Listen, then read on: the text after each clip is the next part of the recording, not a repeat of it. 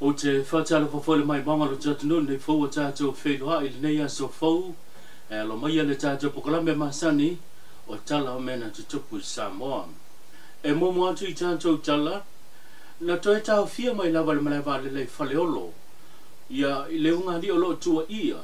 i le whaia leo whamatalanga le mawhau whau ma le so na lafo ma le tau whaaleanga leo lo whaangoina le la pokalame o le mauto vi inga mai to tono au se talia na malanga mai la ua i Samoa nei pe te iane na whauwina ia se tangi fo e lo fisa sile o le whamasnongo e mafua mai ini upu le mafo whau mani tua inga tau whaaleanga leo na la whaia i lunga le la upo kalame o se tasile nei o o la u foi whaasalalaunga ia po se la ua foi tau whaaleanga o le na nginga whaasalalawina e pei ona moli mawina i le la upo kalame pai pule mo le whaasa tiu ma le whaamsinonga mawalunga ai mese le ao le malo tumli whano sualaubi ma fai fe au o le whaas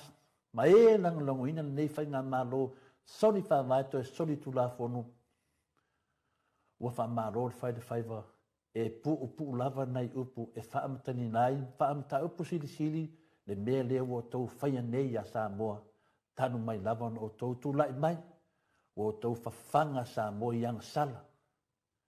Na saunoa lau sa tiu o le whatautonga po le whainga malo sa whatauto i lalo le whale ie so le whaavaeto e soli tula fono ai whanga pea o ina tonu ana o tau a mata whawhanga ina ai Samoa i le ang sala. A wā ua sta ofi e sa tiu le upumoni ma mea a mio tonu mai le tua ai whai le whale matau ma le a mio le tonu. Mena utupu. O ina tonu lava na mauti noa ai ma sila fia le leia le atua o si mea o le mea lea o le atutupu mulimuliane na o le sori whaavae lava ma le sori tu la fono. A umale anga sala, so o Malaysia anga sala, toi so o Malaysia anga sala, toi anga sala e nungo le anga sala.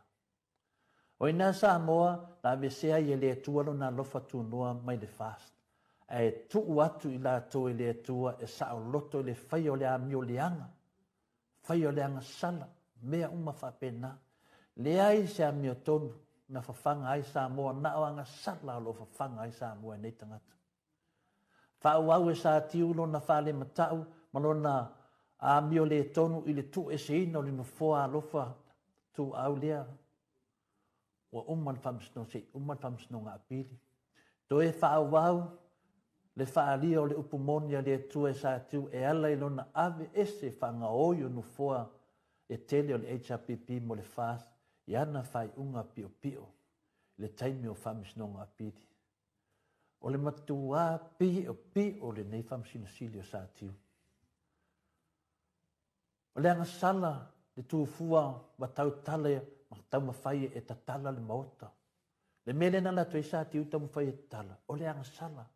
Samoa o le anga sala. O le fia pule. Ua whailoa e le fionga lea taua Samuelu o masanga leo lo ba ia le matanga luenga leo o lo mo lia leo unga li o le mauta vi inga ma le pokalame pe ona whatau teia to le fosa ia malona whaletua i whaia leo o ngai ngoinga whaso e sa harassment pe ona iai ale mo lianga ale tua leo mai ua sau no fo ile fionga le atawa ole a yai morianga fa popo ono le tele o tua inga ma nisi o fai tionga sa fa tidoina e fa wala i le pokalame leo lo fai ai ni famtalanga le mafo fau so ona lafo le famtalanga e le fa maonia a toai ma le tau fa leanga o le mauta vi inga leo lo fai ngoina ai le pokalame pe taiane e au noa mani upu e vi i ai le suafo le tua o lo o whao ngā ina i le pokalame e wana o le langona po ngangana tau whaaleanga ma le whai ma le whaatupuina le wheitangai e pei o na iai le nei pokalame ua tau fia mamolia leo leo o lo iai le wha moe o le aso sumaltasa le masina fau o lea la atu la iai leo ngāri i le mawhau i luma o le whamasnonga e tali i o la ua morianga ma ua manino ma iai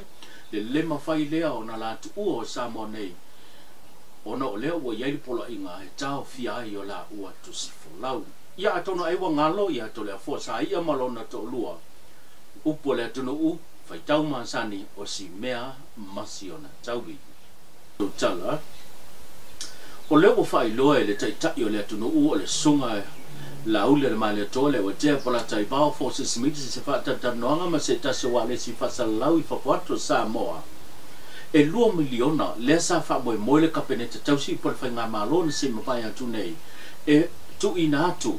mo le tu malo sa fata numero lua le na panga tia le va so le malo ni usila le na paudia ngata I fale o sa fata ai valo miliona le na fu le fa nga malo tausi pe fa ilo le te yo le tuno e fa sa fu le mo montanga duenga e pe ona afia ile fa ti nongo ia nga duenga la bia ai mga duenga sa fa te te ia ngata I fale o sa fata lua o se fa ponga le nei ona nei tala ela na watu le tato whainga malo te mana e whai loa mea lea Madi ana mai ia te au le whai unga ka peneta na whai le malo tausi na o le 2 miliona e alu I le fioanga ma la tau e afia o le si 2 miliona e tufa e matanga luenga le malo e ona tiu te le wha atino le mele tau whai e o whatu lola ia fionga I sui panemia ma le ka peneta le ai ave mua le tupele ua mai whaasoa mua mo tangata lango la tau le whea ngai mal whaafita auri se kone umo le aso ai o mai lo tatou bala au I tu malo bala au mai la tau a fia wal mela le tupu sa vea e sa wal tangata I malona manatu avo ila usau noa le whaipura le tu malo tu lau lava al whaafonga mai e se umato whanu a whai o le whanga e tau isi umu po whale alili o le atu whalenga umana ia a fia le mea lea a wafo I au I ele tafe o le au le mea lea o lona wingala e te tau na tai le malo I tu langa o whiutana inga e le mawhai no mai tangata o le tatu watunu e whea ngai o le wafa avao malo a le no fo le malo e ona lana matafa ioi tau ape e tala no ai mea e ma le mea la lea ia o tatou tangata e le whaamaliaina se mestasi. Mai le matanga luenga o soi fo maloloina o le o whailoa e le sui whaatunsilo matanga luenga o soi fo maloloina le fionga tanga loa Robert Thompson le tūlanga e pe o na whaawawe I pea tūlanga o tā penanga a toai mga luenga whaatino mo le matanga luenga mo le tuinatu o le veso soani lea ma le awina mai lea o whanau mo le whaatino ina o tui pui o le misela e pe o na sida fia o le ua toi whaalau I lo mai se pepo whamatalanga le pepesi ai leo le whamai o le misela a toi ma le mami ma nisi o whamai e pe o na maa fia mo moelo tātu tunu o I ne tausanga o mabai le ua pesi ai I a tutono New Zealand whapea foi tutono Australia o le polenga o le sui whaaton silo mtanga luenga ona e ono a ngai mai nei whamai matoia a fia ilo tātu tunu ono atunu ia o lo o whape na ona whaonga hine o tātu tungata mo fe malanga inga I le malanga atu e asiasi mantoi foi mai e pe ona sile fia le whamai le neo misela le lua fesuma leiva le na maali li waipe whanoi soi fua o whana wite malu suma le tolu e silia le 5 afe le o whai o whanau na a fia hai o le tua lalo ma le lapatai mai a le professor po le sui whatun silo matanga luenga soi fua maloloina mo mantua le lato pito la au ina ia hanga iane no whanga walau tongia atoi mawhale mai whai tu malo ese tono le atono mo le whaatino ina o tui pui mo le whanau a walo lato sao ma le mo mai le wham sinonga whainga pālota o le so leo lo whapena o na amata sui ina ai le tangi le mata aupu I le I tu malo whaasale le anga no mera lua leo lo tangi ai le sa tu se e le no fo le tu malo le fionga mangele se kati fioi le whaasanga I tua inga o whainga whaato singa a o iai leo tātu no I whainga pālota le whaasanga I le sui leo o mano malo mai le fionga wa ai lua sa mau sui le bang whai pui la ia tau tangata le whapea foi I le mata aupu I le tu malo whale a lili numero tasi le fo'i ua mata suesuaina I le so o le tangia le fionga tui loma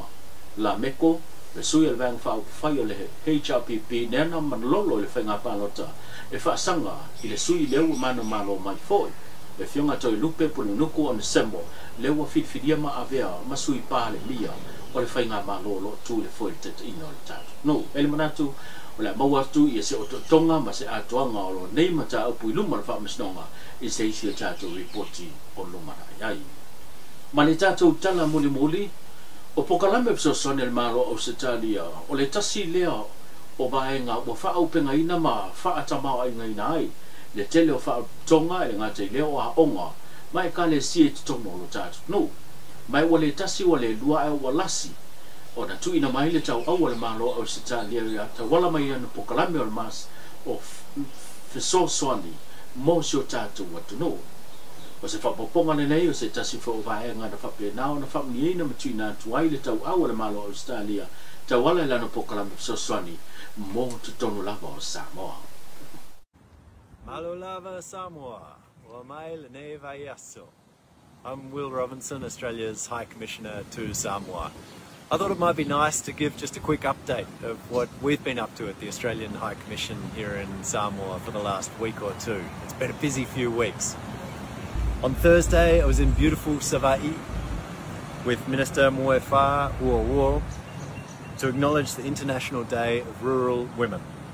The event launched Samoa's first Market Vendors Association Forum, which Australia has been partnering with Samoa's Ministry of Women, Community and Social Development and UN Women to support.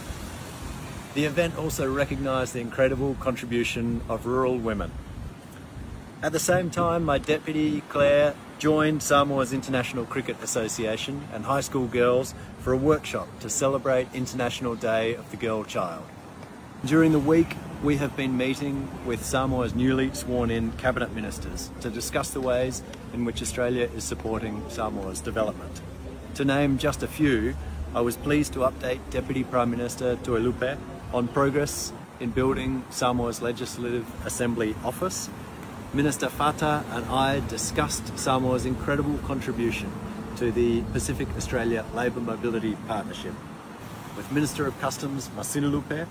we talked about how the Australian Border Force partnership with Samoa's Ministry of Customs can help to disrupt the flow of illegal drugs across Samoa's borders. Earlier this month, I was proud to help launch Samoa's Say No to Illegal Drugs campaign, with support from the Australian Federal Police, alongside Acting Minister of Police Mulipola. And we were also very pleased to launch Samoa's participation in AT-Scale, a global program providing support and access to assistive technologies for children with mobility, vision and hearing impairments. Whawhatai te lava to Minister of Education and Culture, Aiono, and to Minister of Health, Va'ao'ao, for their leadership of this initiative. I hope everyone in Samoa enjoyed their White Sunday and the opening of the Palolo season. Manuia Larson. Tōlunga ma, tātou pokalame pēo nei whaafonga mai o tō tonga po tātou update o mena tupi Samoa, tuli tau mai la sa tāmo sensi whaapoponga, soifua mai manuia.